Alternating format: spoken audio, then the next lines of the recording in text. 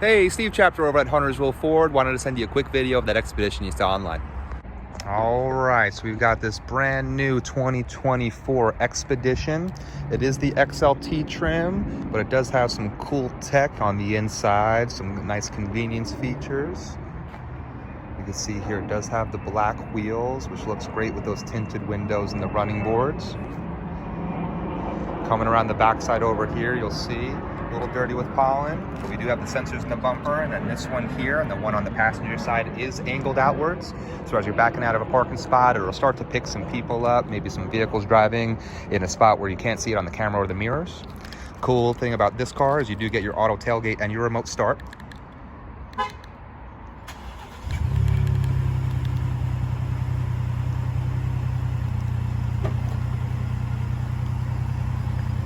So you'll see as I'm walking up, this is what it looks like with the third row up. Coming on down over here. So you'll see we have a couple buttons. This is for the third row here. This is for the second row. If I zoom in, you'll notice the third row is auto up and down. The second row is just auto down. You'd have to bring it up with your fingers. So if you tap this button one time, you'll see third row is going down, so you can take full advantage of the trunk area. One tap of this button here, you'll see second row straight down.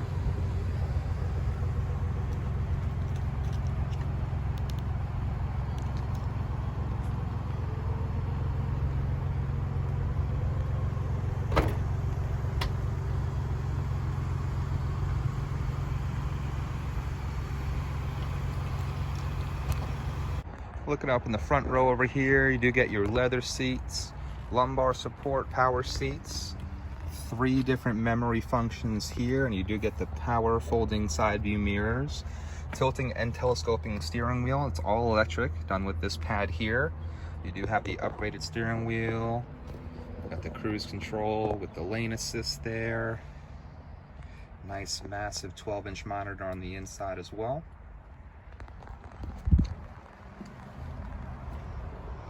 Looking in the second row over here, these do come standard with your captain's chairs now. Awesome feature here that's back in the cars. Kind of took the rear climate control out during COVID, just didn't have enough semiconductor chips. So you'll have your fan speed here, all of your modes right over here, temperature. You got a 150 watt wall outlet over here. And you have 2 USB-Cs, so that new iPhone charger right over there.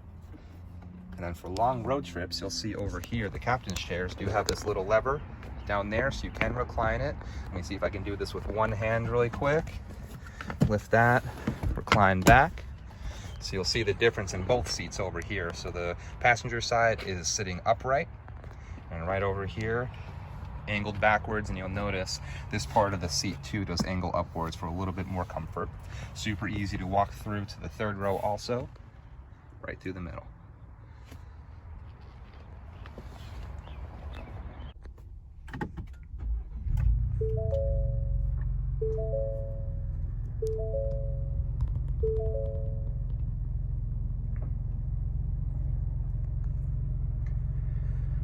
Looking over here on the right side of the steering wheel, this will be the menu options for the instrument cluster. This will change your presets, your Bluetooth music. You got voice activation or Siri for an iPhone, volume here, cruise control. Now this over here is your lane assist, and going back up to the instrument cluster. So you'll see this little icon of the Expedition. You'll see the 2 little lines on the outside. So one of them will light up depending on which line you're getting a little close to. It will vibrate the steering wheel as well. Now that is a function you can turn on and off. Some people love it, some people don't. I'm going to skip past this nice big monitor here. Like I was saying earlier, we do have some cool tech in this thing. So you see over here, it's a little warm today. I do have the cooled seat on. You do have heated seats, heated steering wheel. You'll see 2 knobs for your dual climate control.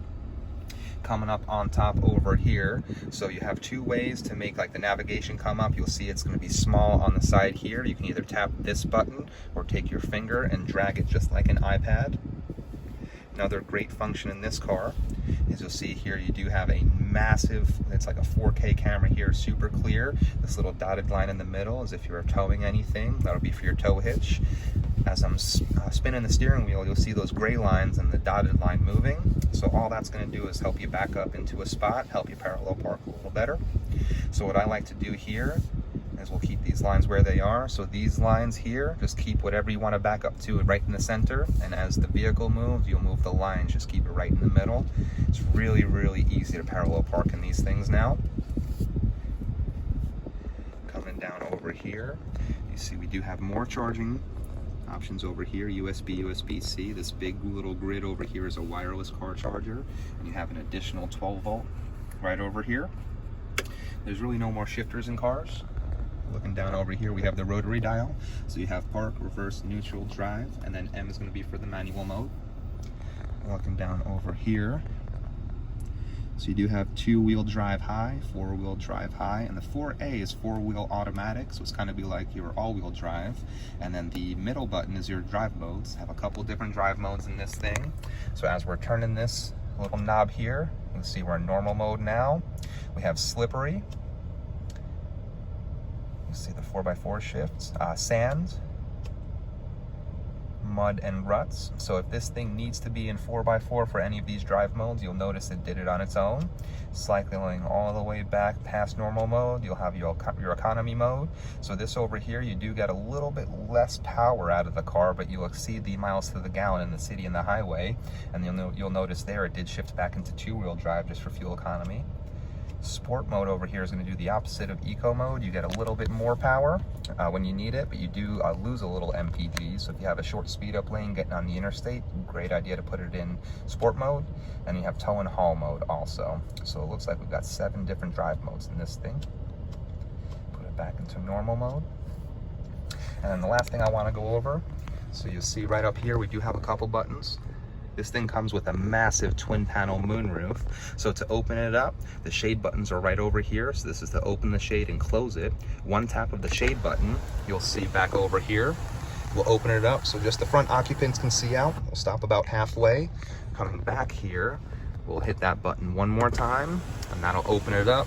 So the whole second row and first row will be a glass roof. And then right in the middle here is the glass button. So one tap of that button, the top panel will slide down and go underneath the back one. Definitely my favorite feature in the car, helps cool off on a long hot day.